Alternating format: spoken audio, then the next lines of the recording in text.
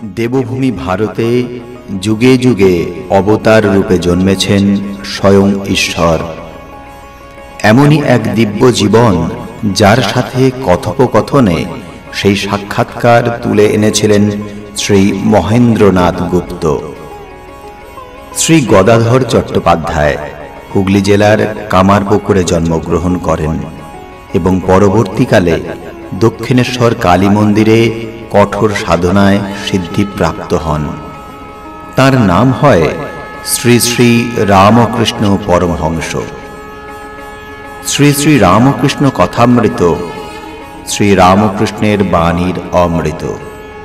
ইহা একটি বাংলা 5 খণ্ডের রচনা, যা মহেন্দ্রনাথ গুপ্তের কথোপকথন। শ্রী শ্রী রামকৃষ্ণ কথামৃত একটি পবিত্র ধর্মগ্রন্থ হিসাবে অনুসারীদের মধ্যে সম্মানিত। আপনারা শুনছেন দেবভূমি ভারত।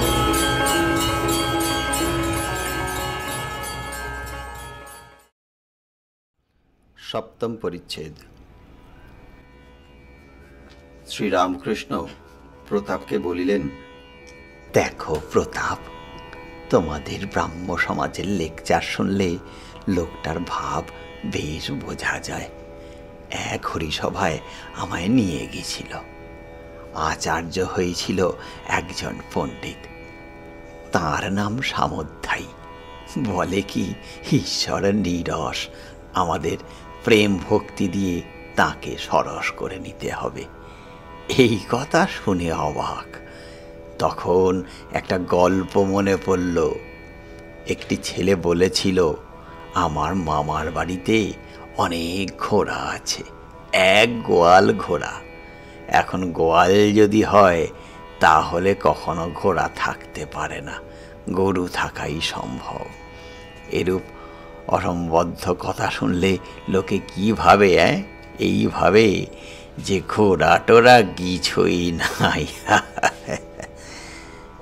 একজন ভক্ত বলিল, ঘোড়া তো নাই, গরুও নাই।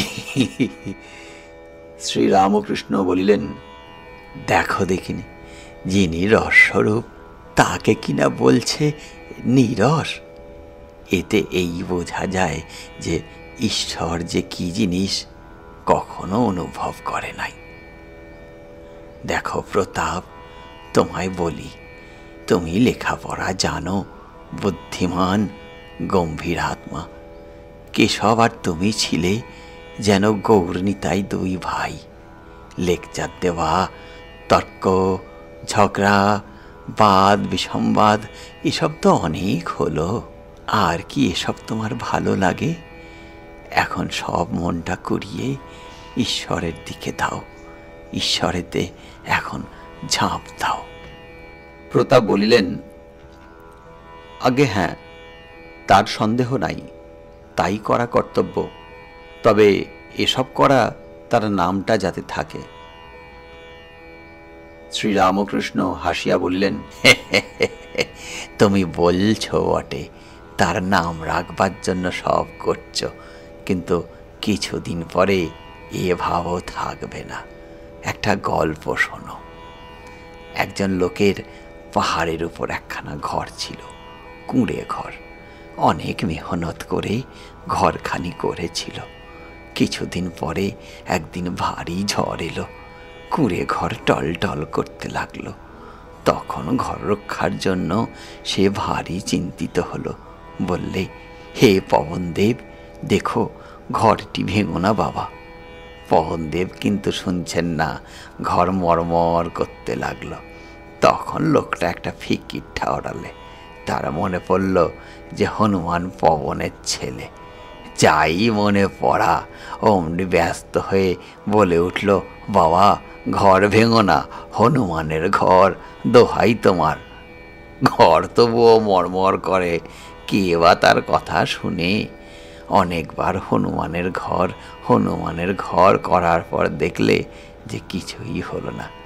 তখন বলতে লাগলে, বাবা লক্ষণের ঘর, তাতেও হলো না।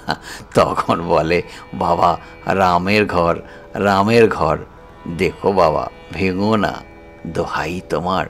তাতেও কিছু হলো না, ঘর মরমর করে ভাঙতে আরম্ভ হলো। তখন প্রাণ বাঁচাতে হবে।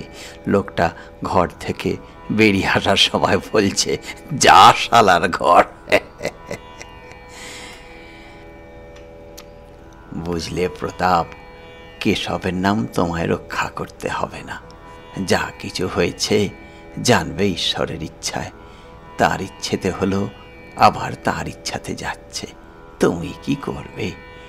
তোমার এখন কর্তব্য যে ঈশ্বরেতে সব মন দাও, তার প্রেমের সাগরে ঝাঁপ দাও। এই কথা বলিয়া ঠাকুর সেই অতুলনীয় কণ্ঠে মধুর গান গাহিতে লাগিলেন। ডুব ডুব ডুব রূপ সাগরে আমার মন, ডুব ডুব ডুব রূপ সাগরে আমার মন। তলাতল পাতাল খুঁজলে, তলাতল পাতাল খুঁজলে পাবি রে প্রেম রত্ন ধন।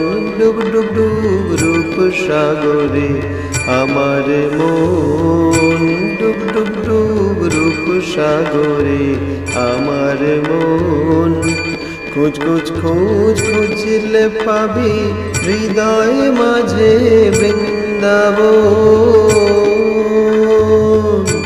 খোঁজ খোঁজ খোঁজ খুঁজলে পাবি হৃদয় মাঝে বৃন্দাবন। দীপ দীপ দীপ জ্ঞানের বাতি, দীপ দীপ দীপ জ্ঞানের বাতি, জ্বলবে হৃদয় লুক্ষণ। ডুব ডুব ডুব রূপ সাগরে আমার মন, ডুব ডুব ডুব রূপ সাগরে আমার মন। ড্যাং ড্যাং ড্যাং ড্যাঙায় ডিঙে চালায় আবার সে কুঞ্জন। ড্যাং ড্যাং ড্যাং ড্যাঙায় ডিঙে চালায় আবার সে কুঞ্জন। কবির বলে শোন শোন শোন, কবির বলে শোন শোন শোন, ভাবো গুরুর শ্রীচরণ। ডুব ডুব ডুব রূপ সাগরে আমার মন, ডুব ডুব ডুব রূপ সাগরে আমার মন। তলাতল পাতাল খুঁজলে, তলাতল পাতাল খুঁজলে পাবি রে প্রেম রত্ন ধন। ডুব ডুব ডুব রূপ সাগরে আমার মন, ডুব ডুব ডুব রূপ সাগরে আমার মন। ডুব ডুব ডুব রূপ সাগরে আমার মন। ও প্রতাপ, গান শুনলে? লেকচার ঝগড়া ওসব তো অনেক হলো, এখন ডুব দাও। আর এই সমুদ্রে ডুব দিলে মরবার ভয় নাই। এই যে অমৃতের সাগর গো, এ অমৃতের সাগর। মনে করো না যে মানুষ এতে বেহেড হয়, মনে করো না যে বেশি ঈশ্বর ঈশ্বর করলে মানুষ পাগল হয়ে যায়। আমি নরেন্দ্রকে বলেছিলাম। প্রতাপ জিজ্ঞাসা করিলেন, মহাশয়, নরেন্দ্রকে? শ্রীরামকৃষ্ণ বলিলেন, ও আছে একটি ছোকরা। আমি নরেন্দ্রকে বলেছিলাম, দেখো ঈশ্বর রসের সাগর, তোর ইচ্ছা হয় না কি যে এই রসের সাগরে ডুব দিই? আচ্ছা মনে কর এক খুলি রস আছে, তুই মাছি হয়েছিস, তা কোনখানে বসে রস খাবি? নরেন্দ্র বললে, আমি খুলির কিনারায় বসে মুখ বাড়িয়ে খাবো। আমি জিজ্ঞাসা করলুম, কেন? হ্যাঁ, কিনারায় বসবি কেন? সে বললে, বেশি দূরে গেলে ডুবে যাব আর প্রাণ হারাবো। আমি তখন বললুম, বাবা, সচ্চিদানন্দ সাগরে সে ভয় নাই। হে যে অমৃতের সাগর, ওই সাগরে ডুব দিলে মৃত্যু হয় না গো, ওই সাগরে ডুব দিলে মৃত্যু হয় না, মানুষ অমর হয়। ঈশ্বরতে পাগল হলে মানুষ বেহেড হয় না। তোমাদেরকে বলছি, আমি আর আমার এইটির নাম অজ্ঞান। রাসমণি কালীবাড়ি করেছেন এই কথাই লোকে বলে, কেউ বলে না যে ঈশ্বর করেছেন। ব্রাহ্ম সমাজ অমুক লোক করে গেছেন, এ কথা আর কেউ বলে না যে ঈশ্বরের ইচ্ছায় এটি হয়েছে। আমি করছি, এইটির নাম অজ্ঞান। হে ঈশ্বর, তুমি কর্তা আর আমি অকর্তা।